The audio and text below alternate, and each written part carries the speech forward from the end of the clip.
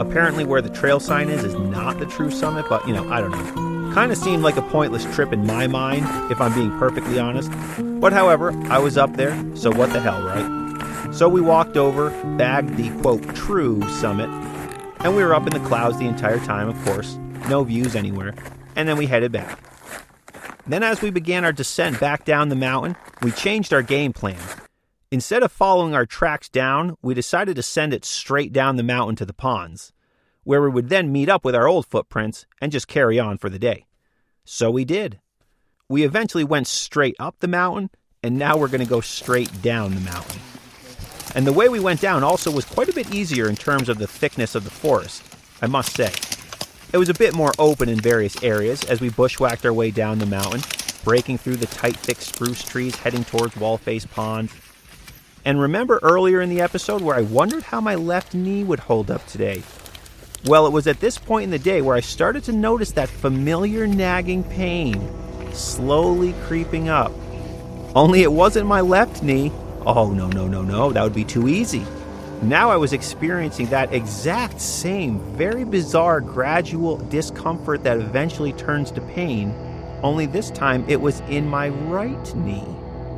You have got to be kidding me. What is happening inside of my knees? Unbelievable.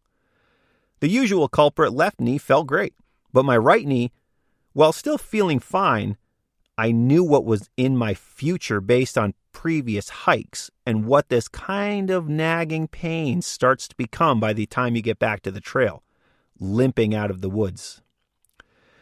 All right, well, this isn't good, I thought to myself, but I'm currently 8 miles deep, and the only way out was to walk. So I hiked, and the unfortunate part was that the pain crept up on me faster than usual, though I must say. So to say I was hiking way slower than usual today would be a major understatement. I did anything I could to block it out as I bushwhacked my way down McNaughton, following the footsteps of the crew in front of me as we headed towards Wallface Pond. Down the mountain we went as we just sent it straight to the pond, and then once we got to the pond, we sent it straight over the water back to the Wallface Ponds Trail.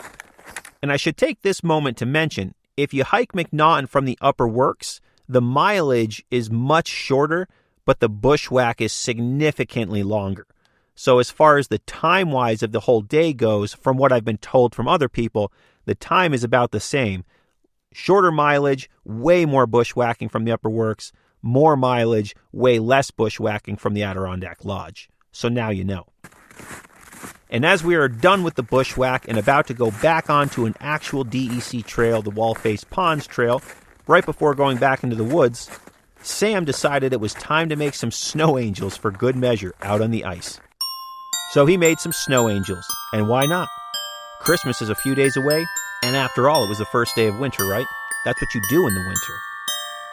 But now we're back on a marked trail and finished with the bushwhack for the day, so that was a good sign. Just around 6 miles from the trailhead. Piece of cake, right? So I hiked as fast as I could, as each step brought on that very bizarre pain in my right knee again, the knee that I've never had any issues with. But we found our footsteps and followed them home, plain and simple. But we kept walking, passing Scott's Pond, then onto the Scott's Clearing lean-to where we took a break and changed our socks to prepare for the final 3.5-mile push back to the trailhead. And while at the lean-to, we met a very nice family from Ballston Spa who had planned to hike Marshall that day but had to turn around and didn't make it to the summit due to various conditions. And I'll tell you, if there's one mountain in the winter that I hear people attempting multiple times before finally getting it, it's Marshall. But they were in good spirits and we had a nice chat at the lean-to. And then I put on my fresh socks. Let's do this, darn tough. Get me home. 3.5 miles to the car. I enjoyed some nice conversation with Troy during this portion of the day too, which helped keep my brain off of the knee in a big way. However, there were only 4 of us now, because Sam decided to keep moving when we all stopped at the lean-to for a break. And then there was 4 of us. So we hiked, and the sun was going down, and we hiked some more. Gonna be honest, I have missed hiking in the snow. It feels good to have the The white powder everywhere. Visually is very, very nice to look at, especially right now around Christmas time. You know, a few days before Christmas. Winter hiking is fantastic. Of course, a lot more chances to die, but fantastic nonetheless. The sun was quickly setting on us here on the winter solstice, the shortest day of the year.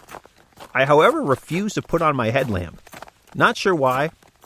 I can see just fine, I kept saying to myself, which actually made for a kind of fun vibe in the woods, all things considered. The white snow also helps visibility at night tremendously, as you could imagine, and it made it for a fun experience.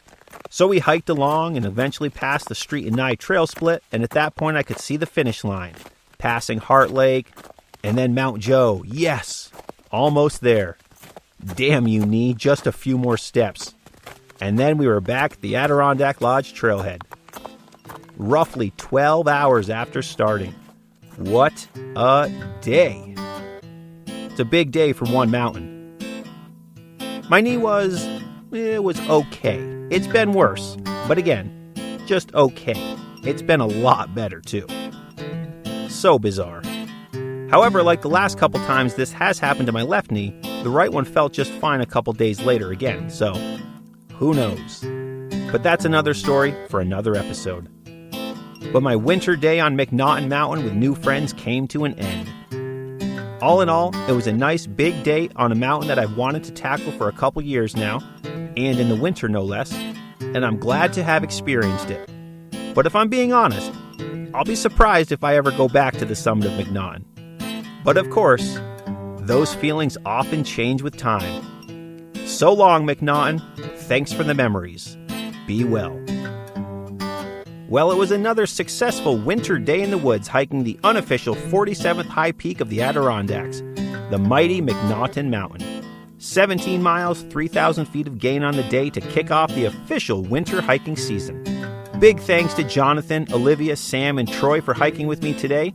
Thanks to everyone for listening to the podcast, and if you enjoy the show, please leave a rating and review wherever you listen, and check back next week for new mountains, new stories, new guests, and new episodes here on the 46 of 46 podcast. Remember to always leave no trace, do the rock walk, and if you carry it in, carry it out. See you on the trails, everybody. So there you are, deep in the backcountry, waking up in your tent to the sound of loons on the water and birds in the trees just after sunrise. You had an okay night's sleep, not great, but not terrible. It's time to hit the trail. But first things first, coffee. And since you're camping, you need it to be quick and convenient.